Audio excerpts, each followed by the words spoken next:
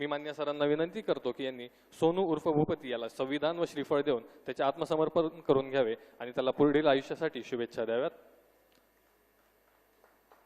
सोनू उर्फ भूपती हा आपल्या AK-47 रायफलसह मान्य मुख्यमंत्री सरांसमोर आत्मसमर्पण करीत आहे। हा मागील 40 वर्षांपासून माओवादी संघटनेमध्ये कार्यरत होता। महाराष्ट्र शासनाच्या एकूण 60 लाख बक्षिसासह सर्व राज्यांमध्ये मिळून भूपती उर्फ सोनू याच्यावर एकूण 5.5 कोटी रुपयांपेक्षा अधिक बक्षीस जाहीर केले होते। आत्मसमर्पणानंतर पुनर्वसनासाठी केंद्र व राज्य शासनाकडून याला एकूण 25 लाख रुपये बक्षीस म्हणून मिळणार आहेत। तसेच दिनांक 1 जानेवारी 2025 रोजी भूपती उर्फ सोनू याची पत्नी DKZCM तारक्का सीडाम हिने मान्य मुख्यमंत्री तथा गृहमंत्री महाराष्ट्र राज्य श्री देवेंद्र फडणवीस सर यांच्या समोर आत्मसमर्पण केलेले होते।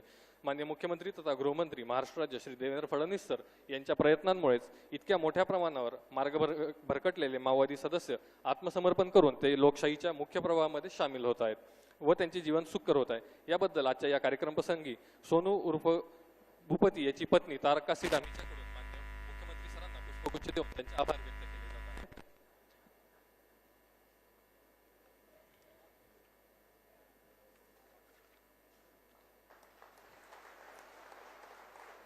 यानंतर या संपूर्ण आत्मसमर्पणाच्या कार्यक्रमासाठी विशेष परिश्रम घेणारे अधिकारी व अंमलदार यांना मान्य मुख्यमंत्री तथा गृहमंत्री महाराष्ट्र राज्य श्री देवेंद्र फडणवीस सर